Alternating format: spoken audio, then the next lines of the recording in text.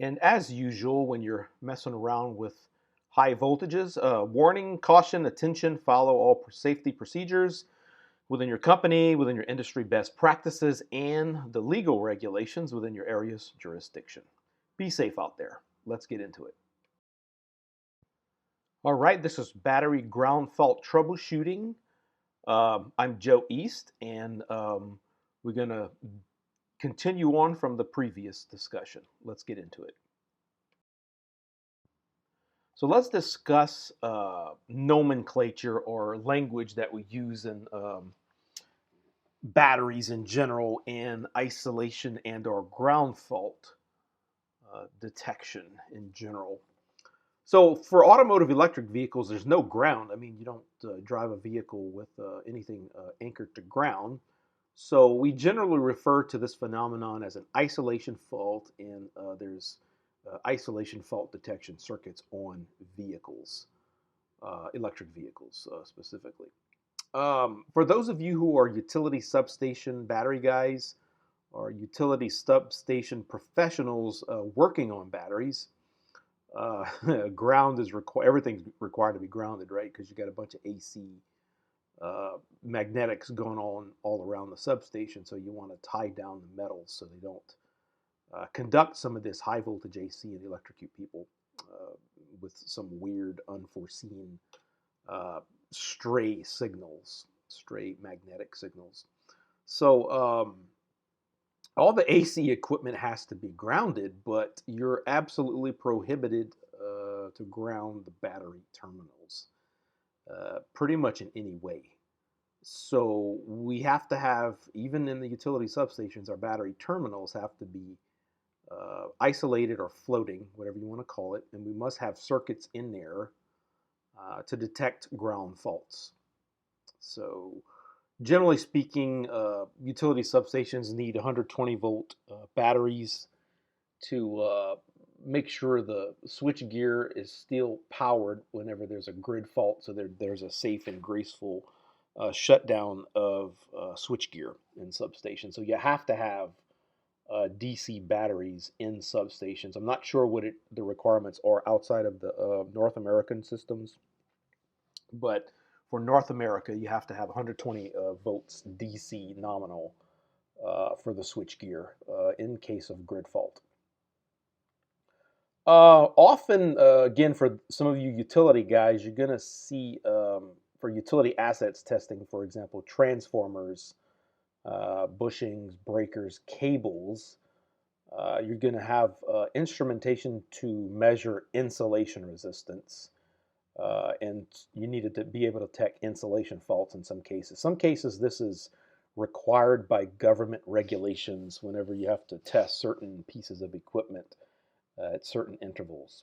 So all these concepts are talking about similar things. Maybe they might have a slight different application. You know, insulation resistance is essentially any insulator on a conductor, and then you check the resistance. And a ground fault is typically a failure in the insulator that is supposed to be insulating the battery electrodes in the battery buses. Um, and the same way for automotive isolation faults. Generally speaking, an isolation fault happens when the insulation breaks down that's supposed to be insulating the conductors and the electrodes of the batteries, or when a piece of the structure becomes damaged or broken or defective and it comes in contact with a ground terminal. So, for example, let's say you got a bus bar between two battery modules. Well, if that bus bar somehow fails and falls or bends and then contacts a ground conductor, that will cause an isolation fault, which is probably not directly related to what we would think of as insulation or an insulation fault, but that's an example of why you would use the term isolation fault or ground fault instead of an insulation fault, because what we're talking about here is bigger than just insulation faults. All right, let's go to the next slide. In summary, there's three types of detection circuits out there for isolation faults and or ground faults. So you're going to see probably in most substations the chargers of the batteries have a bridge resistor that has a grounded center tap. And we're going to get into some of the details of these circuits so you know what you're doing. If you ever have to either design some of this stuff, troubleshoot it, or whatever, you have some idea what you're looking at. Because grounding with regard to faults is a little bit what I tell some of my clients, thinking upside down. So for most substations with the bridge resistor detector circuit, you have a center tap. So you have two high resistance resistors connected to one connected to the positive terminal, the other connected to the negative terminal. You bring the resistors together in the center, and you take this center and you tap that to ground. Obviously, the resistance has to be much, much bigger than the battery resistance, and perhaps on the order of the insulation resistance in many cases. Then the next type is the square wave signal injection. So you're going to inject a slow moving square wave onto the battery electrodes or the battery bus, and then measure its response to ground and see if there's any sort of connection there. And if there is a connection, you do calculations and determine if there's a ground fault or not. Another way to inject a wave is to put a sine wave of a particular frequency onto the battery bus and then see if the cables going to ground have this signal current inside of them, which would signal a ground fault if you have the current that's being injected on the battery buses draining in any way into ground. Then that suggests you have a ground fault. So that's the final way of detecting ground faults. That's kind of widely available on the market, and we're going to be going through a few products here in the next few pages that use these technologies, and then make sure you understand how they're used and why they're used, and what some of their advantages are and what some of their perhaps disadvantages are. All right, let's go on to the next slide. So let's take a look at the bridge resistor with grounded center tap method of battery ground fault detection. So this diagram gives you the essential systems diagram of how to approach this circuit and what kind of sort of showing you what you're doing when you detect an isolation fault with this type of circuit. So if you're a utility professional and you have 120 volt batteries in your substation and you have a charger connected to your batteries, you're probably going to see something like this type of circuit.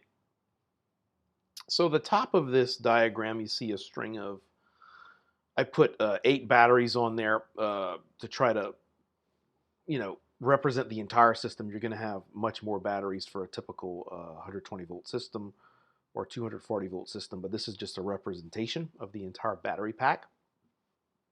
And like I said, you have a pair of resistors that are high resistance, and one end of the resistor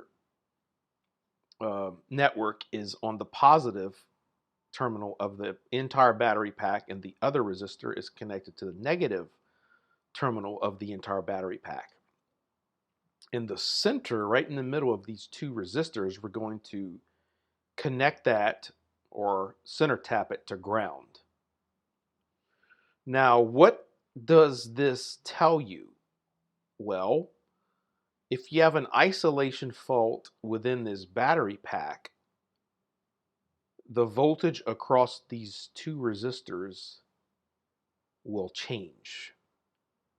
If there is no isolation fault, the voltage across these two resistors should remain equal.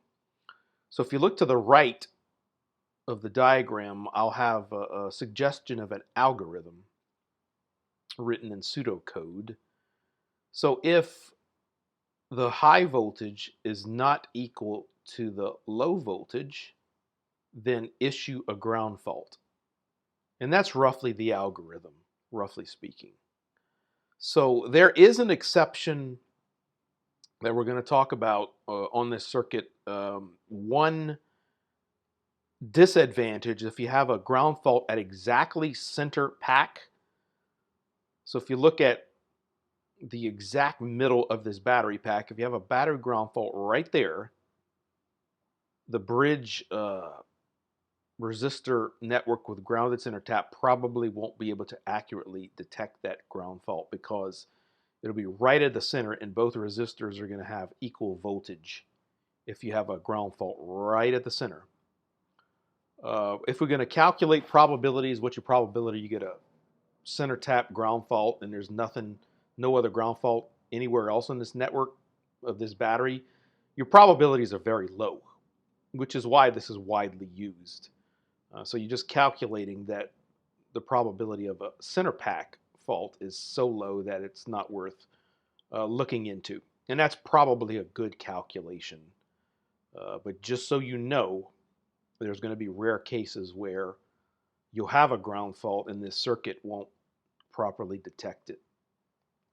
That's the downside. Very rare, but that's the downside. All right, let's go on to the next slide. Let's take a look at our second method of detecting grounds. This is the square wave signal injection, very common on grid energy storage systems. So again, we're taking a look at the entire battery pack, and my symbols appear as an abstraction. There will be many more cells. But what you want to do is take a high resistance or impedance and tap the positive side of the pack with one of these impedances and the negative side of the pack with another of these impedances and bring them together, again at a sort of center tap. But we're not going to tap the center to ground. We're going to tap the center to a pulse injector generator. This diagram, I've labeled it square wave injection. The square wave injector is going to be connected to ground eventually, but through a resistor, a shunt, or something like this. There's many ways to do this. This is just the systems level schematic, and the details could have variations on the themes, but you're going to put something like a shunt resistor in series with the square wave generator. So as you inject the square wave into the battery, you're going to have a detector across this shunt resistance or this shunt impedance. And if you detect any current across this shunt resistor, then guess what? You have a ground fault. All right. So look at the pack and just consider if you have a ground fault anywhere in this pack, well, it's going to be current to ground. All right. And if you apply this square wave signal through the fault, you're going to detect a current across the resistor.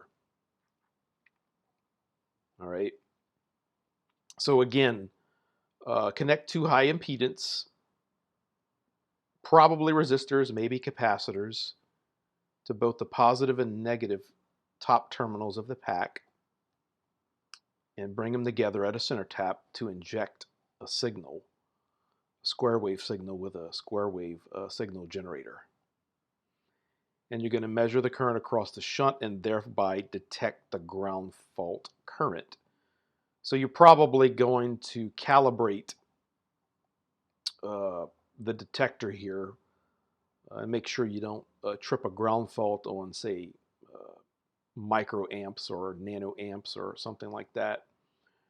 And make sure you're calculating your isolation resistance, 500 ohms per volt, and you calibrate it to where it doesn't trip on very small current injections, because you're going to have circuit resistance, circuit impedance, and all kind of stuff, including some AC impedance. So you're going to have to also account for system capacitance. So when you interact in the market with square wave injectors, you're going to have typically a capacitance level entry into the system. So it knows how to take account for the capacitance of the system and use that or ignore it and then only report in the real DC ground fault currents. All right, so that's the basic schema or the basic system of square wave signal injection for the detection of ground faults. Let's move on to the next slide. All right, let's get into the final method of detecting ground faults. So this is a method that's sometimes used in different ways, but I'm going to give you a general way to think about it. And so if you run into it, you'll kind of sort of know how to analyze the circuit or how to deal with the troubleshooting. So in the same way, we got our battery pack representation at the top, the entire battery pack. And you're going to use capacitors to ensure you don't put any DC onto the battery with using this circuit. Often, I've actually seen schemes where there was only one capacitor connected to anywhere on the battery pack. And if you know about battery resistances, that's actually a pretty efficient scheme using only one capacitor. But this one, I went ahead and put two capacitors so I don't confuse those of you who are not too familiar with these types of circuits. So let's say we're going to inject a frequency signal into the battery pack, AC signal. We want to block all DC, so we're using capacitors. For example, let's say we want to inject 144 kilohertz into the pack. Like the previous circuits, we are going to center tap eventually to ground because we want to reference to ground so that if there is a ground fault on the pack, it's going to show up as a current. However, in this case, we're not detecting any DC current. We're looking for AC current, and we're only looking for AC current of a specific frequency. In this case, I chose 144 kilohertz. So you can have your instrumentation measure the response across probably a shunt resistor or some other impedance, but you're going to measure the current across this device. And then you want to have some sort of bandpass filter, hardware or software, that's looking only at the 144 kilohertz signal. And once you detect the 144 kilohertz signal across this resistor, you're going to want to calibrate the levels at which you trigger the isolation fault, of course. So you're pretty confident if you choose a frequency that's not a multiple of your grid frequency, for example, 60 hertz in North America and 50 hertz in most other places in the world. If you choose a frequency that's not any sort of multiple of those frequencies, then you got a high chance that if you detect an AC current across this shunt at, say, 144 kilohertz, then you're dealing with a ground fault. High probability, almost certainly, if you choose your frequencies correctly and you do the proper bandpass filtering. So this one right here is probably a little bit more elegant than the other two methods because you're not putting any DC into the battery system and you are putting a pretty tight bandpass filter to make sure that any sort of measurement of current across this shunt at that frequency is very high probability that we have a ground fault.